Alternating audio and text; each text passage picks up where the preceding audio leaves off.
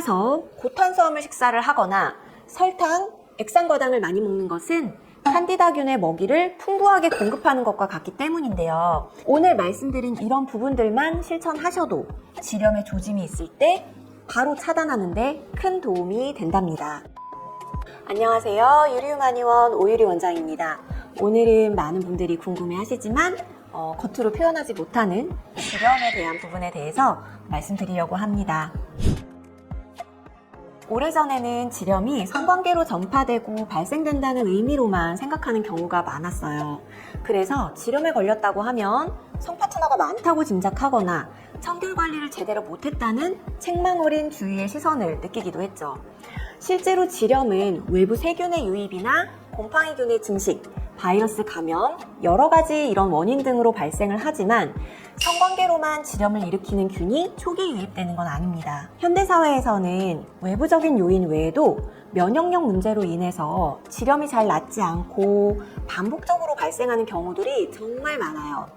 또한 면역력이 많이 낮아져 있는 상태에서 공공장소인 사우나나 목욕탕, 수영장 등에 갔다가 감염되는 경우도 많습니다. 오랜 시간 앉아서 수업을 듣는 우리 청소년들의 특성상 외음부 주변에 통풍이 잘 안 되고 학업 스트레스 등으로 체력이나 면역력 저하가 심해지면서 지렴이 빈발하는 경우도 있습니다. 실제로 제가 치료하는 지렴 고객분들 중에서 성경험이 없는 청소년들도 상당수 있어요.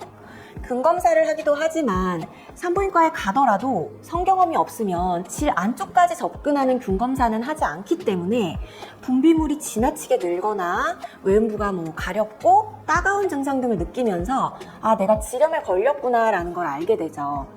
이러한 경우에는 방금 제가 말씀드린 그 주된 증상 3가지를 개선시키면 지렴 관리가 잘 되고 있다고 말씀드릴 수 있습니다. 첫 번째는 분비물, 그리고 두 번째는 가려움, 그리고 세 번째는 따가움과 외음부 붓기입니다. 산부인과에서 사용하는 질정이나 질내 세정 치료 등을 하지 못하기 때문에 한의원에 지렴 치료를 위해서 오시는 청소년들도 많은데요. 저는 원내 치료와 한약, 청궁수, 맞춤 아로마 스프레이 등으로 지렴 치료를 진행하고 있습니다. 청소년 지렴에 시행하는 한방 치료는 질내 침습적이지 않으면서 실제로 분비물이나 가려움, 따가움 등의 점막 변화로 인한 증상을 감소시킵니다. 침, 약침 등의 치료도 진행되고요. 개인의 몸 상태에 맞춰서 1:1 처방이 들어가고 과하게 생성되는 습담 등을 제어하고 자궁 주변의 혈류순환을 강화합니다. 이 과정에서 외음부 주변으로 우려이 심해서 발생했던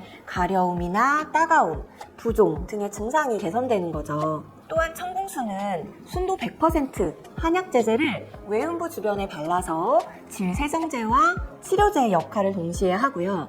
화학물질이 함유되어 있지 않고 외음부 주변의 항염, 항균 효과가 탁월해서 일상생활 속에서 세정을 제대로 하는 것만으로도 지렴의 올바른 관리가 가능합니다. 아로마 스프레이는 지렴의 양상이나 주된 증상에 따라서 개인마다 다르게 에센셜 오일 구성을 다르게 처방해서 제가 직접 조제하는데요. 깨끗한 속옷에 뿌려주면 아로마 효능이 외음부 점막에 깊이 투과돼서 지렴균의 활동을 억제하고 소염작용을 발휘합니다. 이렇게 스테로이드 연고나 항생제 투여 없이도 다양하고 안전한 방법으로 지렴을 치료하고 관리할 수 있는 제제들은 많이 있어요. 그래서 질내 침습적인 과정이 없이도 청소년이나 성경험이 없는 분들, 그리고 유아들의 지렴 치료까지도 가능합니다.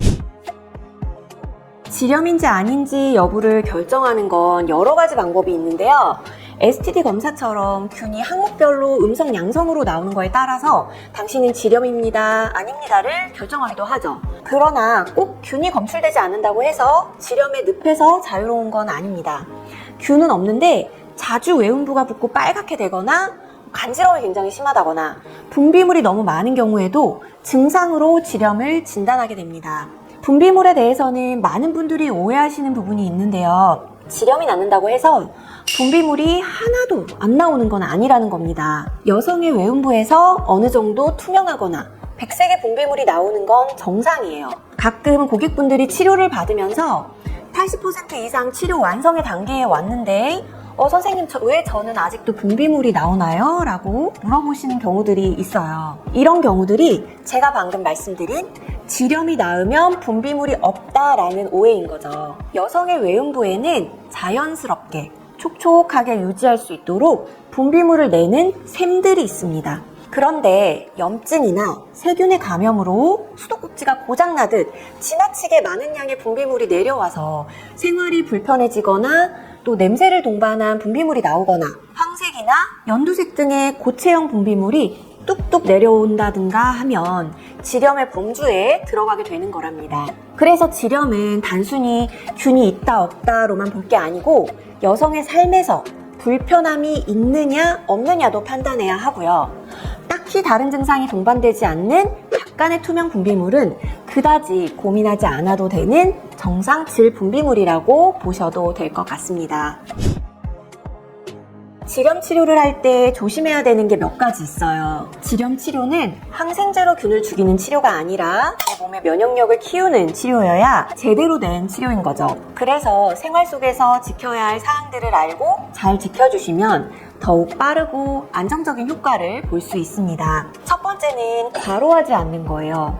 아무래도 수면이 불량하고 야근이 심하거나 하면 지렴 치료의 효율성이 다소 떨어질 수 있습니다. 그래서 3교대 일 하는 분들이 낮에 일하고 밤에 자는 규칙적인 생활을 하는 분들에 비해 비교적 치료 반응이 천천히 나타나는 경우가 많습니다. 두 번째는 공공장소 출입을 금하는 겁니다. 사우나, 수영장, 목욕탕 등등을 말하는데요. 지렴의 징조가 보이는 시기에는 이렇게 사람이 많고 탈의한 채로 물을 매개로 해서 세균 번식이 심한 곳에 가면 지렴이 심해질 수 있어요. 그래서 되도록 집에서 샤워 위주로 가볍게 하고 혼자서라도 통목욕은 안 하는 걸 권유드립니다. 세 번째가 성관계를 하지 않는 건데요. 임상에서 어느 정도 지렴의 치료가 진행돼서 조금씩 호전을 보인다 싶을 때 갑자기 이 호전 그래프가 아래로 확 떨어지는 경우가 있어요. 이때 다양한 원인들이 있지만 제가 많이 질문하는 건 이번 주에 성관계가 있었나요? 하는 부분입니다. 성관계는 앞에서 제가 말씀드린 첫 번째, 두 번째 조심해야 할 상황이 모두 합쳐서 나타나는 거라고 보셔도 될 것 같아요. 다시 말하면 성관계를 한다는 게 과로라고 볼 수 있고요. 특히 과음 후에 하는 성관계는 더더욱 몸의 입장에서는 특급 과로죠. 그리고 축축한 남성의 정액과 관계 시에 분비되는 액, 그리고 기존에 지렴으로 배출되고 있었던 그 염증성 분비물이 혼재되어 있어서 여성의 질 내부는 더욱 습하고 pH 적정도도 깨지게 됩니다. 또한 여기에 더해서 성관계 시에는 갑자기 많은 혈액이 외음부로 몰려서 그렇지 않아도 염증에 민감하고 충혈되기 쉬운 질 점막이 더 불타오르는 상태가 되는 거예요. 그래서 지렴으로 한의원에 내원하기 시작할 때부터 치료가 이제 막 효과를 보이고 있을 때쯤까지는 금욕을 권해드립니다. 보통은 이 기간이 보름에서 한 달 정도라고 보면 될 것 같아요. 물론 사람에 따라서 더 빨리 끝나기도 하고요. 정말 10년 넘게 지렴을 달고 사는 그런 분들은 저 같은 경우는 2, 3개월까지도 주의를 당부하기도 하죠. 그 외에 여성용 유산균을 복용해서 질내 유익균총을 확보하는 것도 좋고요.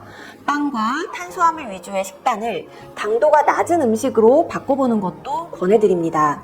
특히 칸디다균은 활동에 필요한 에너지 대부분을 탄수화물로부터 얻고 탄수화물은 포도당과 과당으로 분해돼요. 따라서 고탄수화물 식사를 하거나 설탕, 액상과당을 많이 먹는 것은 칸디다균의 먹이를 풍부하게 공급하는 것과 같기 때문인데요. 오늘 말씀드린 이런 부분들만 실천하셔도 지렴의 조짐이 있을 때 바로 차단하는 데 큰 도움이 된답니다.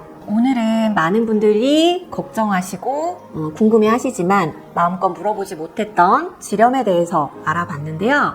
다른 궁금한 부분이 있으시면 댓글로 남겨주시면 상세히 답변 드리도록 하겠습니다. 감사합니다. 저는 유리음 한의원 오유리 원장이었습니다.